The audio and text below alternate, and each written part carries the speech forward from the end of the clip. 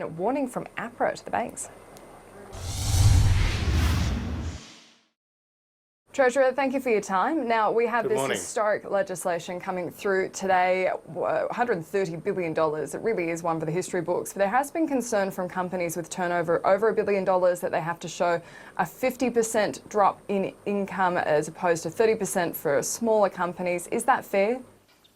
Well, larger companies are better able to withstand the external economic shock that we're facing. They've also got greater access to capital markets, but we're also taking it into account in that the threshold, if for a company that is over $1 billion in turnover, the threshold of more than a 50% reduction in its turnover will be applied at the entity level. So if you've got a conglomerate which has one retail shopping business and another business which is a supermarket, well, of course the supermarket's doing pretty well, but the retail shopping business will not be because of the social distancing laws that are in place. So that shopping business will be able to access the JobKeeper, whereas the supermarket, based on its turnover, is unlikely to.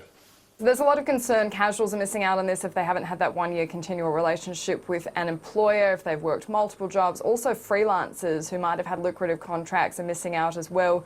Do you think that's fair? I believe this program is extremely fair. At $130 billion, it's unprecedented in scale and scope.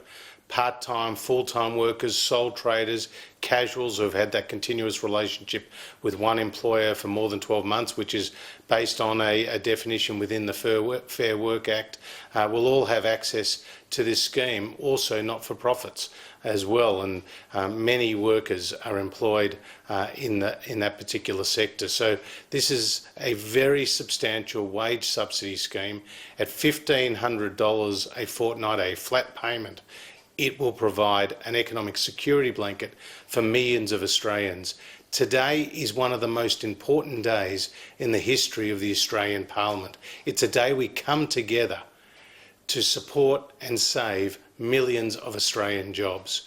The JobKeeper payment is so substantial, and I think today the People's House will deliver that payment for millions of Australian workers. If I can turn to the prudential regulators warned banks that they need to potentially stop paying dividends. It's not as strong as the direction we've seen from European banks or to New Zealand against Australian banks working there. But should this be a cause for concern for Australians?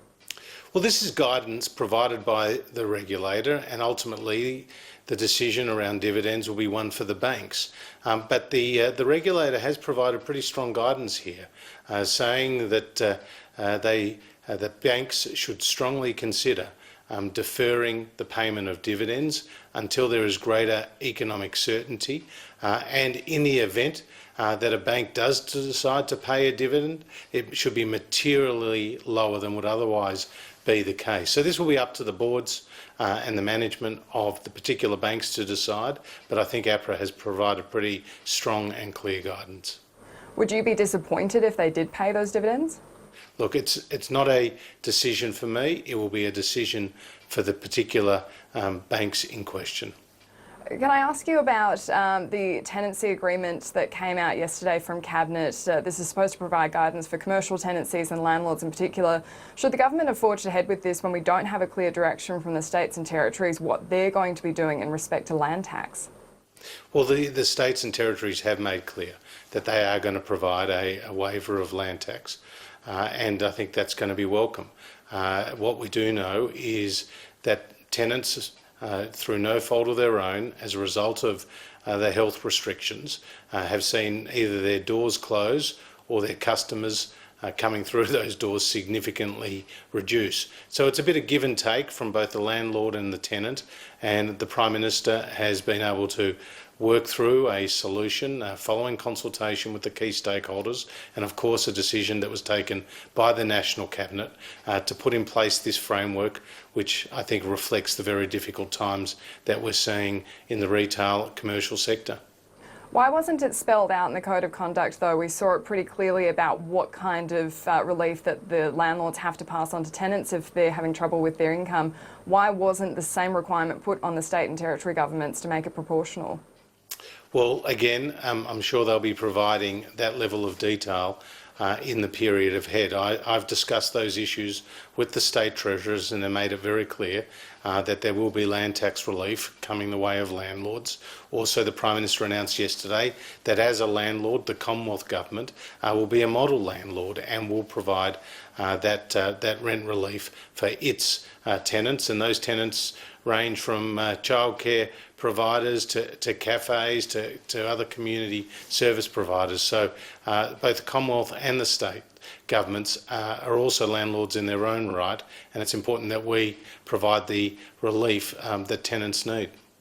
Superannuation funds have complained about this policy allowing people to access their superannuation early if their income's been hit, saying it threatens liquidity of super funds. In particular, Hostplus CEO David Elliott says the Treasury estimate of the policy costing $27 billion is too conservative by half. Is he right?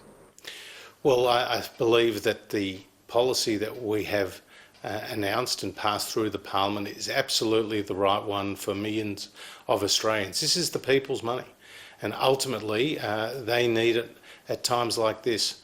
And there are already hardship provisions that allow Australians to withdraw money from superannuation in those very difficult times. So we've merely extended that existing program, and as you would be aware, there's around $3 trillion inside superannuation, and last year there was about $300 billion of cash within superannuation. So the Treasury estimate that $27 billion will be withdrawn is less than 1% of the overall total amount of funds under management within superannuation.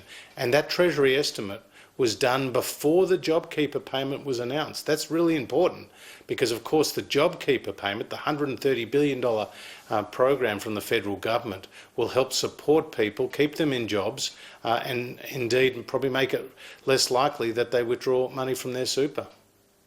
And just finally, can you rule out any increase to the GST? We have no plans to do that. What our policies that we took to the last election saw the tax burden being reduced.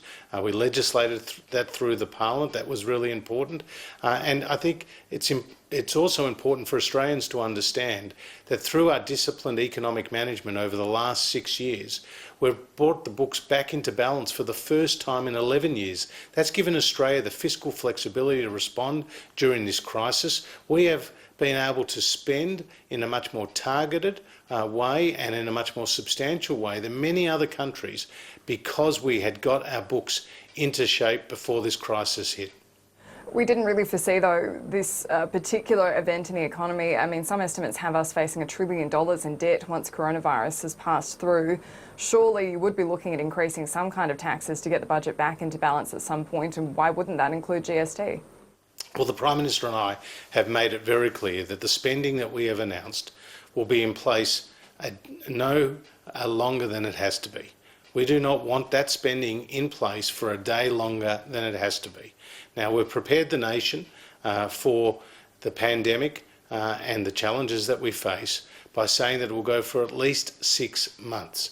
But our spending has been very targeted and very temporary and has been using existing systems. So, of course, we're focused on the other side, and on the other side of the coronavirus, the spending commitments that we have made are lifted. Australians can get back to life as normal, and the economy can continue to grow on the trajectory that it was prior to the crisis hitting. Treasurer Josh Frydenberg, thank you for your time. Good to be with you.